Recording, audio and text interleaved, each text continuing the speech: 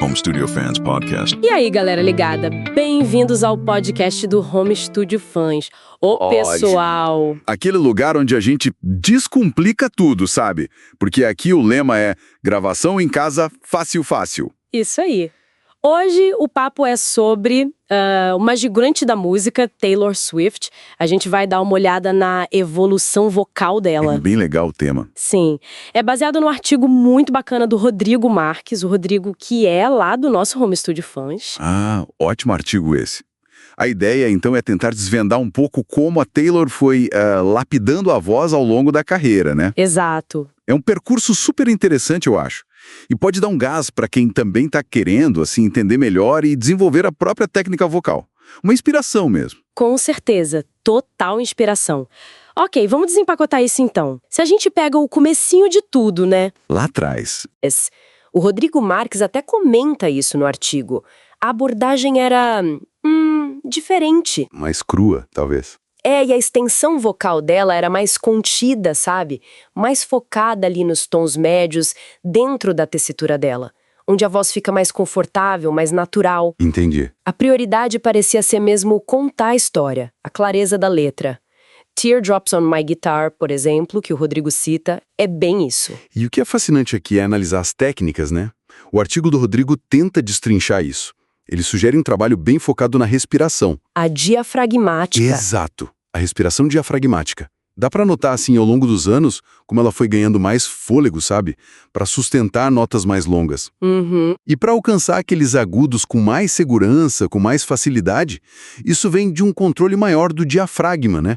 Que ajuda a gerenciar melhor o fluxo de ar. Faz sentido. O artigo até usa como exemplo a ponte da versão de 10 minutos de All Too Well.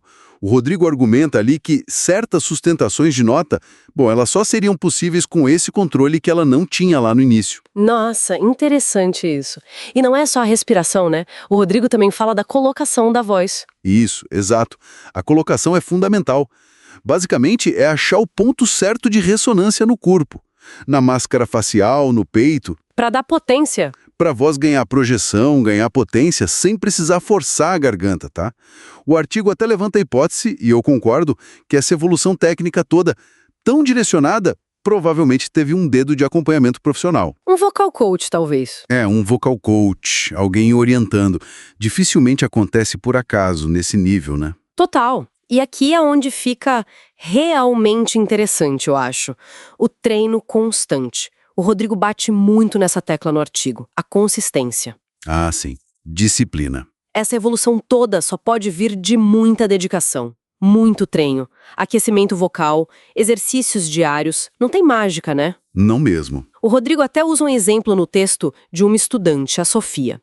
Ele conta que ela usava aplicativos de canto para visualizar o progresso dela, acompanhar a extensão vocal. Legal isso. Uma ferramenta. Sim, é um jeito de mostrar como a tecnologia pode até ajudar, ser uma aliada. Mas o esforço contínuo, o trabalho diário, isso é indispensável. E se conectarmos isso ao quadro geral, essa dedicação reflete demais quando a gente compara os álbuns. O Rodrigo faz essa análise comparativa muito bem. Verdade. Aquela simplicidade mais controlada do início contrasta muito com a exploração de notas bem mais altas e uma dinâmica vocal assim cheia de variações que a gente já ouve lá em Red, depois em 1989. É outra coisa já, né? Totalmente. A complexidade e a exigência vocal de All Too Well 10-Minute Version, que a gente falou. Nossa, é um marco dessa escalada, segundo a análise do Rodrigo. Sim, e não para por aí, né? Depois ela surpreende de novo. Com certeza, porque aí vem Folklore, Evermore. E o artigo destaca uma outra camada de sofisticação. A gente percebe mais nuances, mais sutileza, um uso mais frequente e bem seguro de técnicas como o falsete, aquele registro mais agudo, mais errado, e os melismas, sabe? Aquelas sequências de notinhas numa única sílaba. Sim, que dão um floreio bonito. Exato. Para ilustrar essa expansão toda, o Rodrigo até menciona no artigo um tal de Marco. Parece que esse Marco fez um gráfico comparando a extensão vocal dela ao longo dos discos. Que demais esse gráfico! Queria ver. Deve ser interessante mesmo. Mostra visualmente esse crescimento. E essa análise comparativa que o Rodrigo propõe é excelente, porque ajuda a gente a conectar os pontos, né? Não é só, ela tá cantando mais agudo agora. Não, vai além. É entender como e por que ela usa essas técnicas diferentes em cada fase, em cada música, para passar emoções diferentes. Perfeito, é isso. No fim das contas, o que a trajetória vocal da Taylor Swift nos mostra, e que o artigo do Rodrigo explora bem, é que evoluir a voz é super possível. Sim. É uma combinação de entender e aplicar a técnica, respiração, colocação, articulação, com muito treino constante. E coragem, né? E coragem, claro. A coragem de experimentar, de sair um pouco da zona de conforto ao longo do tempo. Então, o que tudo isso significa para quem acompanha, para quem também canta? Significa que o caminho dela serve como uma inspiração enorme. Com certeza. Demonstra que, com foco, com as ferramentas certas e muita persistência, dá sim para explorar muito mais a nossa própria voz.